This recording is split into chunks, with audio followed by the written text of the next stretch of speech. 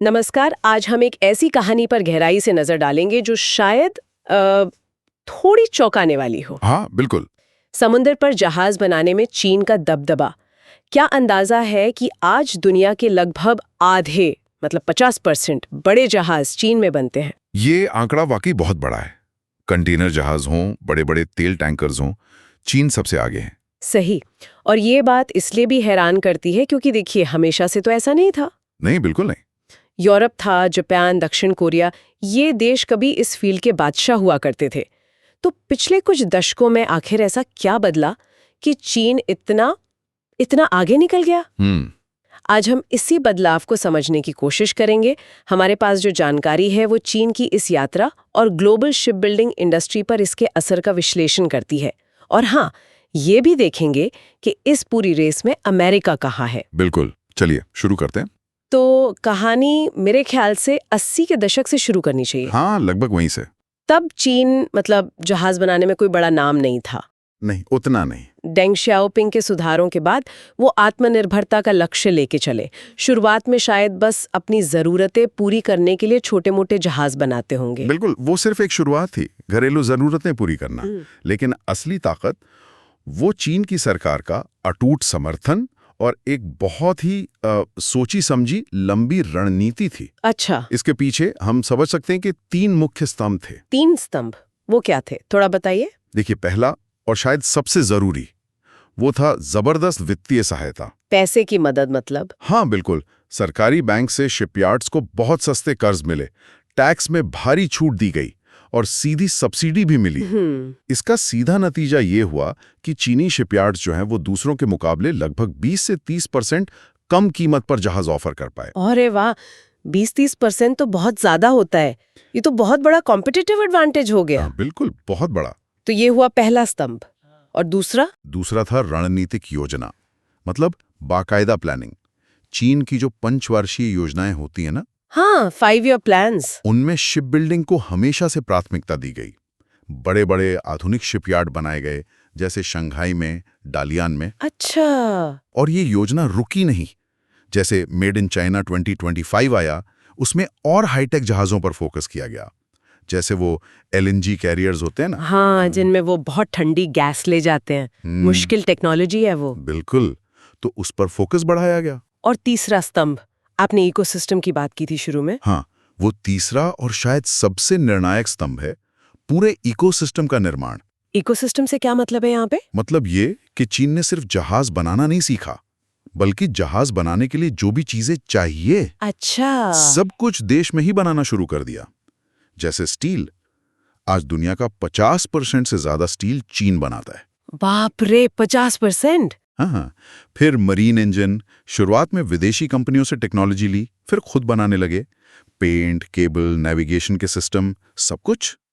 ये जो पूरी सप्लाई चेन उन्होंने घर में बना ली ना, हाँ, ये उनकी बहुत बड़ी ताकत बन गई। पुर्जे भी मिलते हैं और नई चीजें बनाने की रफ्तार भी तेज होती है इससे। समझ गए। तो मतलब पैसा लगाया, प्लान बनाया और फिर हर जरूरी चीज खुद ही बनाने लगे। तो जाहिर है ये रणनीति काम कर गई होगी। बड़े पैमाने पर प्रोडक्शन शुरू हुआ फिर। बिल्कुल, उनका मंत्र बन गया, बड़ा बनाओ, बेहतर बनाओ और सस्ता बेचो। हाँ, सीधा फंडा। हाँ, दुनिया के सबसे बड़े शिपयार्ड्स आज चीन में हैं। वहां मॉड्यूलर तरीके से जहाज बनते हैं, मतलब जैसे बिल्डिंग ब्लॉक्स जुड़ते हैं ना। अच्छा, टुकड़ों में बनाकर जोड़ते हैं। हाँ, बिल्कुल। इससे काम तेज होता है, सस्ता भी पड़ता है और क्वालिटी कंट्रोल भी बेहतर रहता है। नतीजा, जहां दूसरों को एक बड़ा कंटेनर जहाज बनाने में मान लीजिए 24 महीने या उससे ज्यादा लगते हैं, चीन वही काम 12 से 18 महीने में कर दिखाता है। कमाल है, ये तो बहुत तेज है। और यहीं पे वो इकोनॉमीज ऑफ स्केल का जादू काम करता है। हाँ, बड़े पैमाने की अर्थव्यवस्था। जितना ज्यादा उत्पादन, प्रति जहाज लागत उतनी कम। और वो जो अपनी सप्लाई चेन है, उसका फायदा ये कि स्टील या इंजन के लिए कहीं इंतजार नहीं करना पड़ता। सही बात है। टाइम बचता है, पैसा बचता है। बिल्कुल। और साथ ही उनके शिपयार्ड्स में अब ऑटोमेशन और रोबोटिक्स का इस्तेमाल भी काफी बढ़ रहा है। तो नतीजा एकदम साफ है। आपने बताया 2010 तक वो दुनिया के सबसे बड़े जहाज निर्माता बन गए। हाँ। और 2023 तक आते आते दुनिया भर के जो जहाजों के ऑर्डर है, उसका लगभग आधा हिस्सा 50% चीन के पास था। 50%। ये आंकड़ा वाकई सोचने पर मजबूर करता है। बिल्कुल। तो ऐसे में अब ये सवाल उठता है कि अमेरिका, जो कभी जहाज निर्माण में एक बड़ा नाम था, वो इस पूरी तस्वीर में कहाँ है? हाँ, अमेरिका की कहानी थोड़ी अलग और दिलचस्प है। देखिए, उनकी नौसेना तो बेशक दुनिया में सबसे शक्तिशाली है। हाँ, वो तो है। और उनके पास Huntington Ingalls, General Dynamics, Nassco जैसे बड़े शिपयार्ड्स हैं जो बेहतरीन युद्धपोत बनाते हैं। एयरक्राफ्ट कैरियर, पनडुब्बियां, सब टॉप क्लास। लेकिन व्यापारिक जहाजों का क्या, जो सामान ढोते हैं? वहीं पर मामला अलग है। जब बात व्यापारिक जहाजों की आती है तो ग्लोबल मार्केट में अमेरिका का हिस्सा, आप यकीन नहीं करेंगी, 1% से भी कम है। क्या 1% से भी कम? इतना बड़ा अंतर क्यों? चीन 50% पर और अमेरिका 1% से भी नीचे। इसके कई कारण हैं। एक तो जैसा मैंने कहा, उनका फोकस मुख्य रूप से मिलिट्री जहाजों पर रहा है। दूसरा, वहां एक पुराना कानून है 1920 का, जोन्स एक्ट। जोन्स एक्ट, ये क्या है? इसके तहत अमेरिका की ही बंदरगाहों के बीच अगर कोई माल ढुलाई करनी है तो वो जहाज अमेरिका में ही बना होना चाहिए, उसका मालिक अमेरिकी हो और क्रू भी अमेरिकी हो। अच्छा, तो इससे तो लागत बहुत बढ़ जाती होगी। बिल्कुल, इस वजह से उनके जहाज ग्लोबल मार्केट में कॉम्पिटिटिव नहीं रह पाते, बहुत महंगे हो जाते हैं। तीसरा कारण है वहां लेबर और मटेरियल की ऊंची लागत।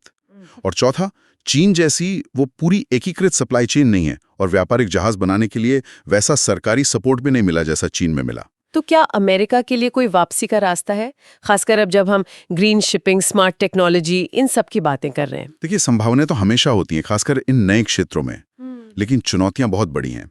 चीन जैसी वो दूरगामी रणनीति, वैसा भारी निवेश और वैसा ही इकोसिस्टम दोबारा खड़ा करना होगा। कुछ अमेरिकी कंपनियां कोशिश कर रही हैं, पर्यावरण के अनुकूल जहाज बनाने पर काम कर रही हैं, लेकिन उनका स्केल अभी चीन के मुकाबले बहुत छोटा है। और शायद ये भू राजनीतिक तनाव भी एक फैक्टर है। दुनिया का व्यापार चीनी जहाजों पर इतना निर्भर हो गया है। बिल्कुल, ये भी एक बड़ा पहलू है, निर्भरता बहुत ज्यादा है। और चीन अब सिर्फ ज्यादा बनाने पर ही फोकस नहीं कर रहा, बल्कि वो इनोवेशन में भी आगे बढ़ रहा है ना? हाँ, अब वो सिर्फ नकल नहीं कर रहे, वो R&D मतलब रिसर्च और डेवलपमेंट पर भारी पैसा लगा रहे हैं। अच्छा, किस तरह के इनोवेशन? अब वो ज्यादा जटिल, ज्यादा कीमत वाले जहाज बना रहे हैं, जैसे क्रूज लाइनर या वो बड़े बड़े जहाज जो समंदर में विंड टरबाइन लगाते हैं, offshore wind farm installation vessel. Okay. और पर्यावरण की चिंता को देखते हुए वो LNG से चलने वाले ग्रीन शिप्स बनाने में तो दुनिया में सबसे आगे हैं ही। हाँ, ये ग्रीन शिपिंग तो भविष्य है। बिल्कुल, और वो अब बैटरी से चलने वाले, हाइड्रोजन से, अमोनिया जैसे भविष्य के ईंधनों से चलने वाले जहाजों पर भी तेजी से काम कर रहे हैं। आर्टिफिशियल इंटेलिजेंस, पूरे ऑटोमेटेड शिपयार्ड्स, ये सब भविष्य की बातें हैं और चीन इनमें भी बढ़त ले रहा है। तो कुल मिलाकर चीन की ये कहानी सिर्फ जहाज बनाने की नहीं है, ये एक देश की, आप कह सकती हैं, दूरदृष्टि की, एक सटीक योजना की और फिर उसे अमल में लाने की एक जबरदस्त क्षमता की कहानी है। बिल्कुल सही कहा। उन्होंने ये दिखा दिया है कि अगर सही रणनीति हो, सरकार का साथ हो और लंबी सोच हो तो किसी भी इंडस्ट्रियल सेक्टर में दुनिया में लीडर बना जा सकता है। निश्चित रूप से। और अमेरिका हो या दूसरे देश, उनके लिए इसमें सीखने को बहुत कुछ है। सिर्फ सब्सिडी देना काफी नहीं होता, आपको वो पूरा माहौल, वो इकोसिस्टम बनाना पड़ता है, सप्लाई चेन से लेकर स्किल्ड वर्कर और टेक्नोलॉजी इनोवेशन तक। लंबी अवधि की योजना और लगातार निवेश, यही कुंजी है। तो इसका मतलब साफ है, समंदर पर दबदबा, जिसे हम अक्सर सिर्फ फौजी ताकत से जोड़कर देखते थे, हाँ, वो आज व्यापारिक जहाज बनाने की क्षमता से भी उतना ही जुड़ा हुआ है। और इस नए खेल में चीन ने अपनी जगह बहुत बहुत मजबूत कर ली है, इसमें कोई शक नहीं। तो आखिर में ये सोचना वाकई दिलचस्प है कि क्या ग्लोबल शिप बिल्डिंग में ताकत का ये जो संतुलन बना है, क्या ये हमेशा ऐसा ही रहेगा, या फिर भविष्य में नई टेक्नोलॉजी, बदलती हुई एनर्जी की ज़रूरतें और शायद नई जियोपॉलिटिकल रणनीतियां इस समीकरण को एक बार फिर से बदल सकती हैं? हाँ, ये एक बड़ा सवाल है। भविष्य में बदलाव हमेशा मुमकिन होते हैं। बिल्कुल, इस पर विचार करने के लिए ये एक गहरा बिंदु है।